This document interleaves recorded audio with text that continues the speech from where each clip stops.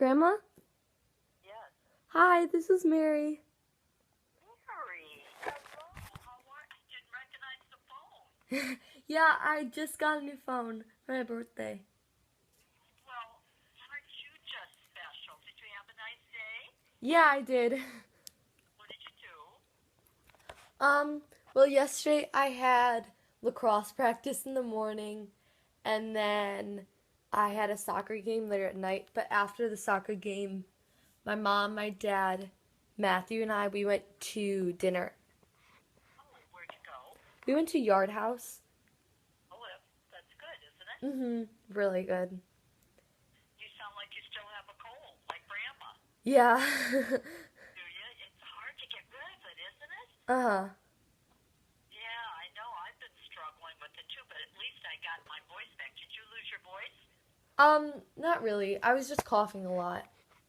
Oh, and see, I wasn't coughing at all. Just before I got it, a couple of days before I got it, it was like every time I laid down to go to sleep at night, I would get this kind of like that I had to keep going and sort of would cough to clear my throat, you know? And then I never had a cough after that. And I didn't have a real runny nose, but I had all of this laryngitis that was, that I just couldn't talk. I was to a squeak. I think with all of this business with Grandpa and me and everything, I have thought about you a lot, my dear, with this arm of mine. And I Yeah. thought, oh, man, and your mom has told me a lot of things, that has helped me a little bit with mine because, I've never broken anything. So it was kind of good to know, to hear some of the things that you did and you went through and so forth. I'll tell you, I know you had your mom there to wash your back and so forth. I have been washing my own and missing several spots too, I must admit. But I say that's okay. I want to do it myself. Thank you. There's something about being in the shower alone, isn't it? I'm just saying. So, you know what? Grandma mailed your card. I think it was on Friday, so you're going to get it a couple of days late, but I did not That's forget okay. you, my dear. Don't worry. Yeah. Good. So what are you doing tonight?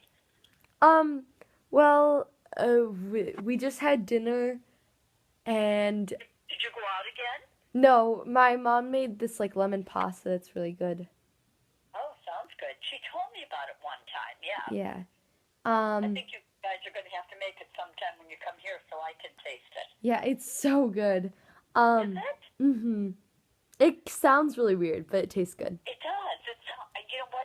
When she told me, and she kind of told me what is in it, and I thought, oh, she said, you should make it sometime. And I kind of, didn't write it down or anything like that. And I thought, I don't know, it just sounds weird to me, Yeah. Yeah. So, I'm doing my homework right now, and You have a test or something, don't you? no, I had my math midterms on Friday. Oh, okay. How'd you do?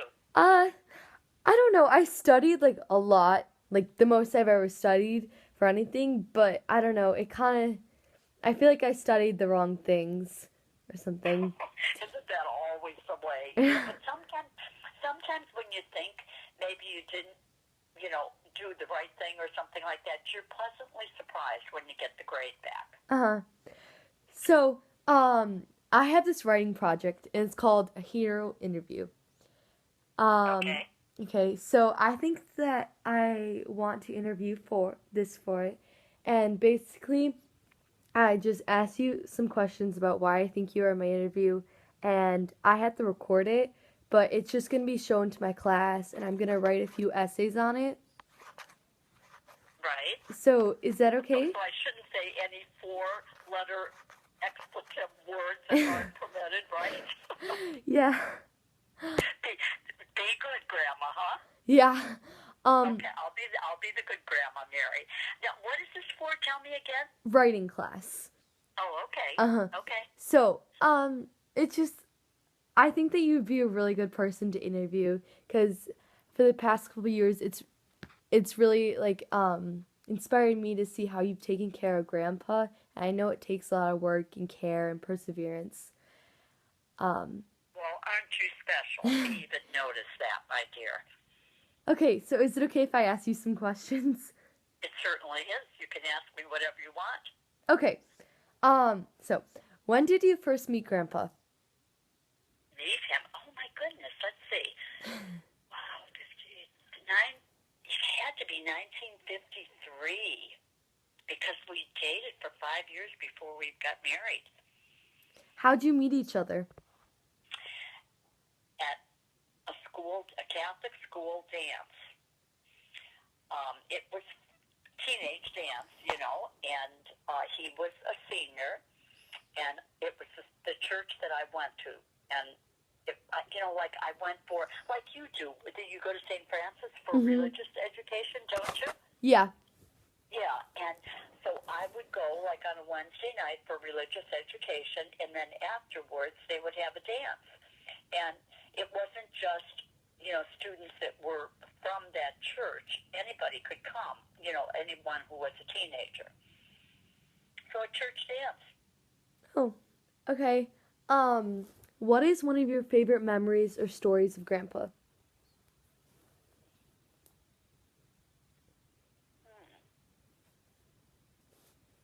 One of my favorite stories or memories of Grandpa. Well, I guess one of my favorite things,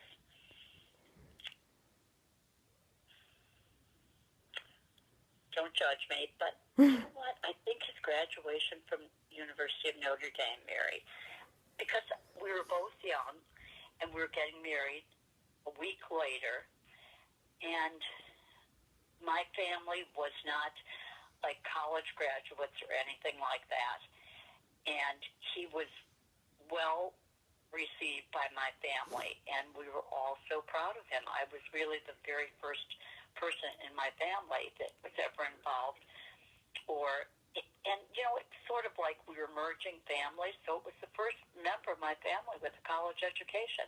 Mm-hmm.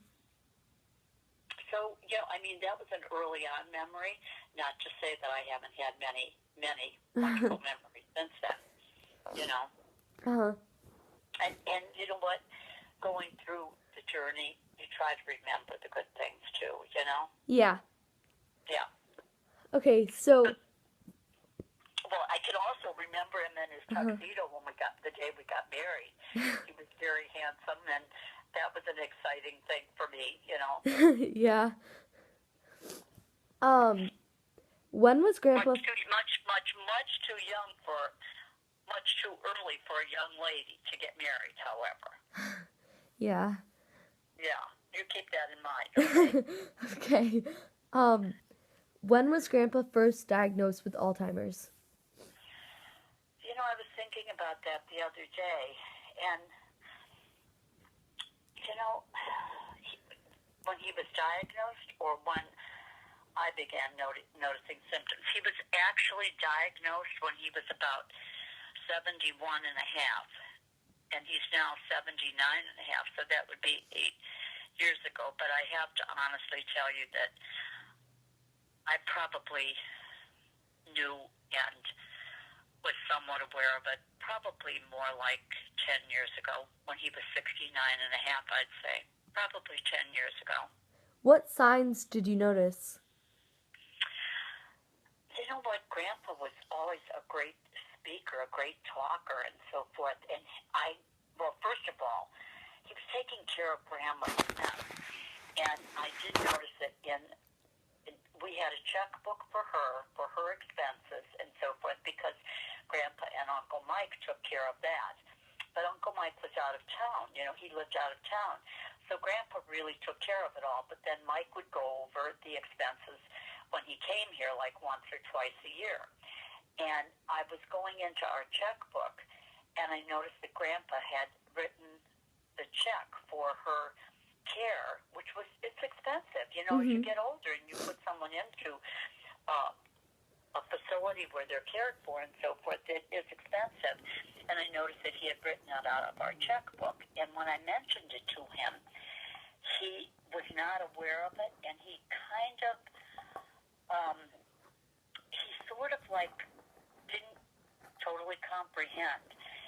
And then I began noticing and I guess I started to take a little bit more interest and so forth because it happened like about 2 months later. And then I began noticing that he would kind of lose words, you know. He would get to the end of a sentence and he couldn't complete it or something. Or he was searching for a word and he couldn't seem to get the word, you know, and we all kind of chuckle like when we forget something and say, oh, a senior moment. And laugh it off, you know, but it was beyond a senior moment. And especially since he was like a good speaker and everything like that, it was noticeable. It became noticeable. You know, scary noticeable. Did you do anything like when you first realized that he was diagnosed with Alzheimer's? Like, did you have him do more puzzles or anything like that? All kinds of things. When you well, you know, yeah, you stimulate in any way you can. Even when Grandpa, you know, he was aware when he was told that he had it, you know, and so forth, and his attitude was he was still capable of a lot more things than the things that he had forgotten or lost, you know, and he became kind of a little bit obsessive about it, tried to hide it, but he became a little bit obsessive about it, you know, like wanting to read, wanting to do more things, you know, wanting to prove that, you know, he was still all right, maybe even to prove to himself, you know, and so on. It was kind of sad, you know, to, you know, but tell me the question one more time again. And I'm not certain that I answered it completely the way you wanted it. Did you have him do any, like, did you change, did you have him do anything different? Well, you know what, I actually didn't, you know, have him do anything different because early on he was still very, very capable himself. And, I mean, he drove for 7 years after he was diagnosed and so on. So he still continued to do well, but he was losing, you know, his abilities and so forth.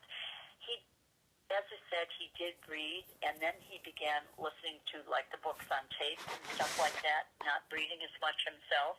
And then then you begin to notice that he's not picking up the newspaper as much and those kind of things. I didn't force him into doing anything that he didn't want to, but we still, I mean, we were traveling still when he was early on in it. He was driving and everything. So, you know, he kind of pushed himself. As I said, I think that he had something that he wanted to prove to himself. And, you know, I would encourage him sometimes because the one thing he was not was much of a puzzle person. He liked words a lot, but he never sat and did a crossword puzzle or anything. And I started to pick up that Sudoku, you know, and I was doing those, and I would say something to him about it and so on. And he'd sit for a little bit, but really not too much. And now that I just thought, well, he's not interested or something. But now that I think back to it, maybe he wasn't capable, you know, because the other thing besides words that he lost and just, you know, the business of seeing in the checkbook that he was, you know, he was making deductions in the wrong fashion and so forth. He started to lose numbers too, you know, and if you lose numbers, then you can't do math too well. Yeah. What were your first thoughts when you found out that he was diagnosed with the disease? Fear, concern, a great deal of concern, sorrow, extreme sadness. But you know what? I thought also that I just have to learn to start to take things day by day. You know, don't worry about things that haven't happened yet. And try as hard as I could, and I did, you know, for a long time. But then it began to pile up, and it became, you know, like greater and greater. You know, it was definitely more apparent, you know, and everything kind of. And sadness. Yeah. You know, it's like when you love someone and you've been with someone all along, it's hard to imagine living without them. And, Grandpa and I were young when we got married and so forth and had a lot of years together, but somehow or other, you kind of have that feeling that forever isn't long enough, Yeah. Yeah. What were his first thoughts when he found out that he had Alzheimer's?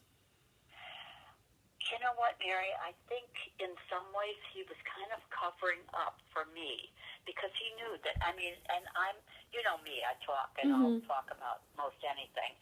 And so I would talk to him about it and so forth, and I think that he sort of covered it up and kind of wanted to be strong for me and so on. And he gave me the impression that he wasn't really worried about it or that it wasn't going to be a problem. But, it's never a problem until all of a sudden it is. Yeah. Yeah. So, you know what? He tried valiantly to cover it up, to try to continue to do the things that he could, but it throws off your judgment, it throws off all of your abilities, and so forth. And, Grandpa's always been a pretty physically fit individual, too. I mean, for his age, he has always done pretty well and so on. But then even that element of his life began to crumble a little bit, and so on, his walking and his back problems and stuff like that, So it isn't only the memory that it robs the person of. There are other ramifications involved in it all. Yeah. Did you notice a drastic change in his personality? No. You know what?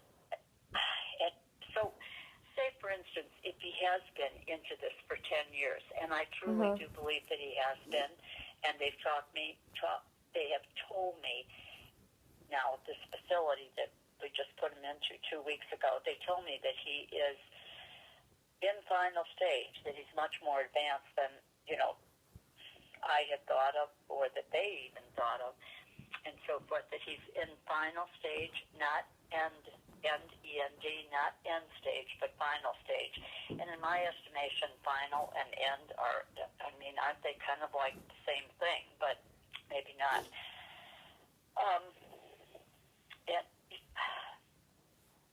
I don't know.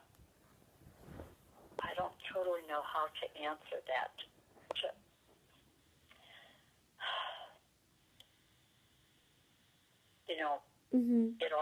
It all gets scary after a while, kiddo. Yeah. It really does.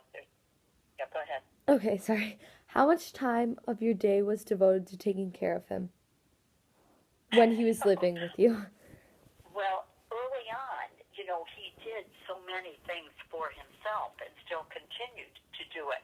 But then, it got to the point where, I never left the house without him. Maybe I'd go out in the yard to garden for 15 minutes, but I'd either look in or I'd come back in the house. I would say, I seem to recall when Kevin, your brother Kevin, was a senior in high school, and he was 18, so 4 or 5 years ago, Grandpa had a back problem, and as that developed further along and so forth, he took a pretty big dive, and he started to forget. He kind of forgot how to pick the right clothes out. He kind of forgot how to shower and, things like that. You know what? I did so much for him, almost everything. But you know what? By the same token, on a daily basis, I would be cooking meals, and he would get his own breakfast and lunch for a long time, but he forgot how to use the microwave. He forgot how to fix himself a bowl of cereal, and so forth. He would go without eating if I didn't take care of him, and or do whatever he needed and so forth. So I'd say probably for the last 4 years I've been doing most everything for him except kind of feeding him. I've been combing his hair. He brushes his own teeth. I put the toothpaste on the toothbrush. He does brush his own teeth. I even have been shaving him for the last year and a half or 2 years. It gets to the point, Mary, where honestly the simplest of tasks becomes, problematic for them, that they can't do it. And, dressing him, picking out his clothes, all of that, and so on. But you know what? As I said, I always cooked meals and washed clothes and ironed and stuff like that. Grandpa didn't do that, but he did a lot of outdoor work and work on the cars. When we had dogs for all those years, he walked them 3 times a day or something like that. He was an active person, but 5 years, the last 4 or 5 years, at least I'd say 5 years, he really needed a lot of care. Hard for me to say in terms of hours because, when I would take him into the shower and wash him, then I would primarily concentrate on him, and then I'd spend 10 seconds in the shower for myself, and so on, because I had to get out and help him dry off and get dressed, and to keep him even interested in staying put, for a while. That it's a different thing with someone that has dementia or Alzheimer's. They don't even stop to think, oh, I have to get clothes on now because I just, got a shower and so forth. So I'd say a lot of my day, or, and even taking him out, which I did every day, had become kind of like a real chore because he was walking so slowly, and I had to continue to tell him, come on, take the next step, let's move along, and stuff like that, even to the point that I'd open the car door for him to get in and get out. It really took a dramatic turn. Grandpa was the gentleman, for all of the years and so forth, and just did that, and all of a sudden I'd say to myself, oh, what's going on in this relationship, But I was happy to do it for him too, and but he was really, really grateful. And I forgot to finish off that business where you asked about his personality, changing.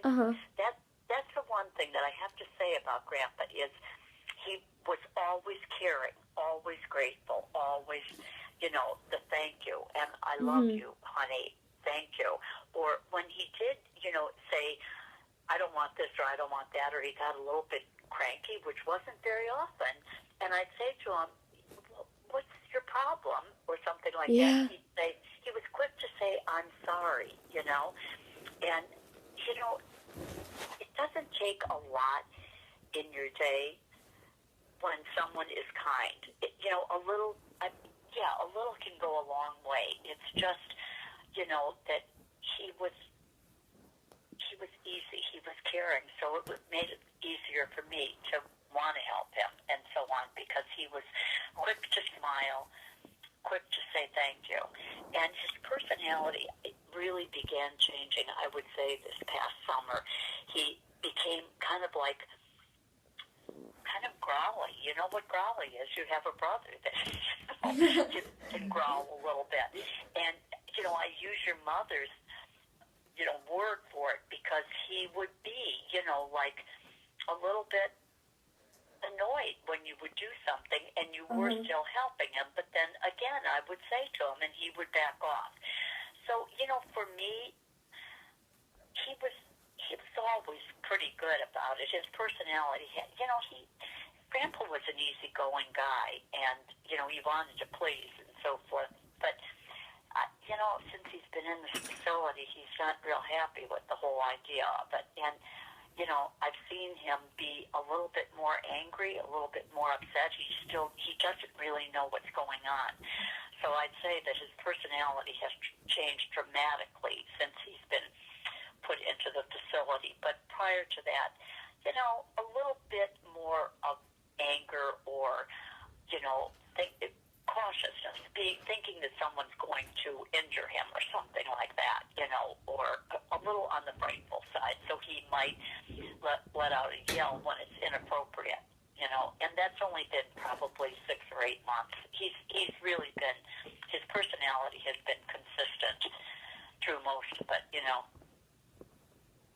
I think that was a couple of questions back, wasn't it? Yeah.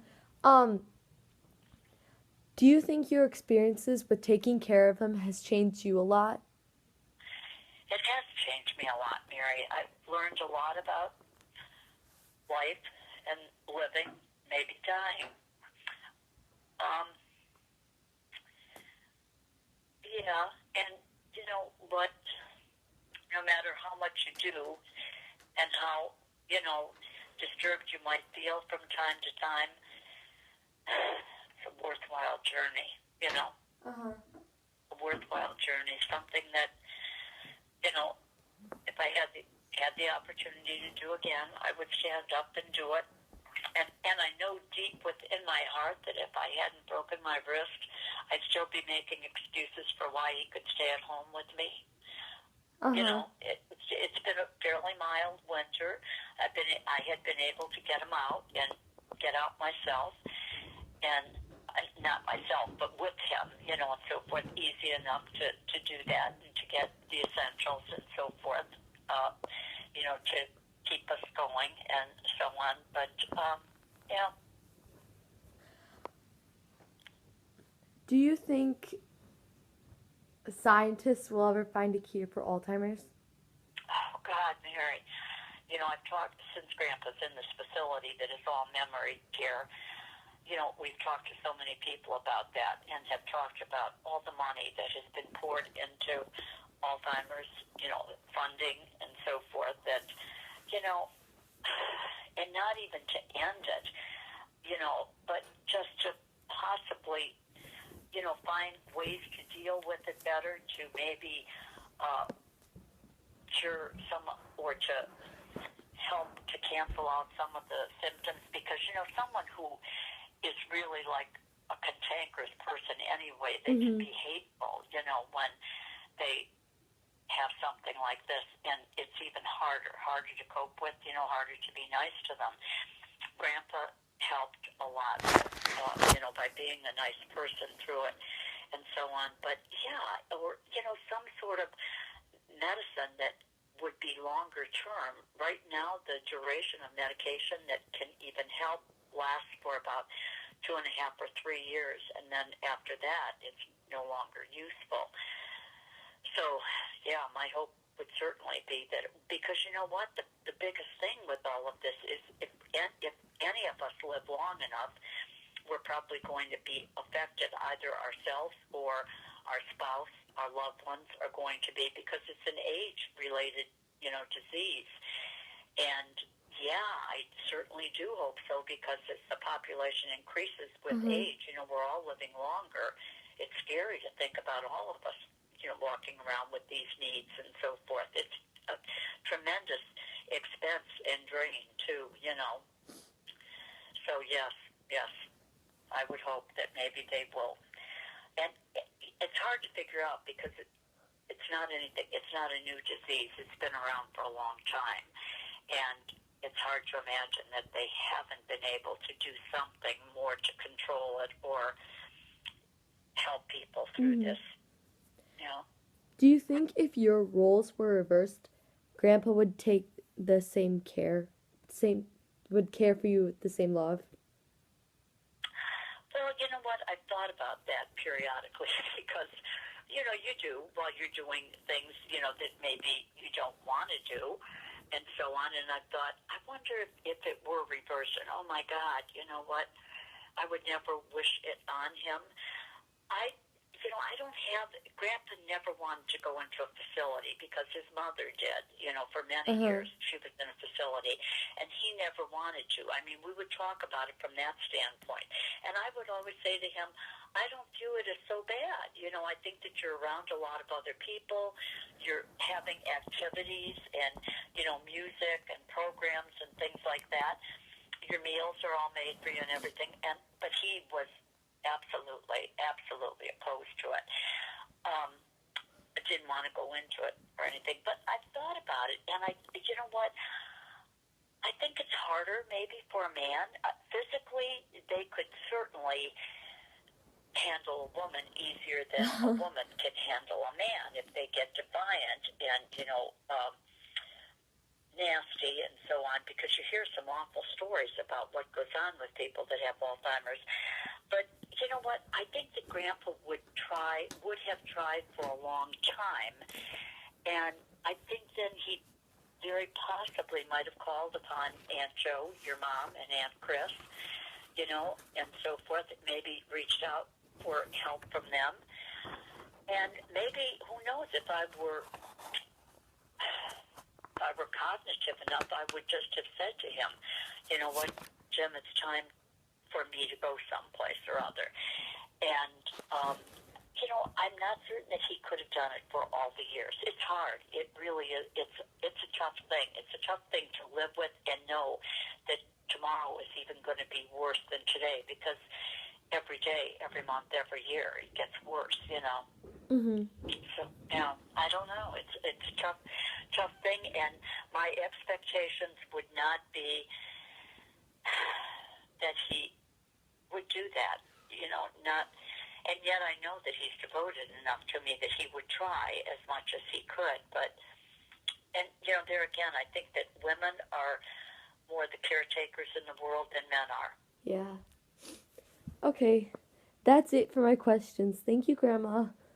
You're welcome, honey. And I hope I haven't made it sad for you, because in all honesty, several people have said to me, Grandpa's 79 and a half years old. He has lived a good life, and he has lived a good life. We both have. And you have to be grateful for those things, and so forth. So, there it is. It's a journey. It's sad to see him in that state and so forth. Really hard for me. But you know what? You have to continue to remember the good times and the good things, Okay. Yeah. Okay. That's it. Love you. But love you, Twin. wait, I love you. My mom wants to talk to you right now. Is that okay? Okay, and happy birthday again, honey. Thank you. Oh. Wait, is she still on? Mom? Okay, I just walked in the room. Did she explain to you that she had to do something on a hero in her life?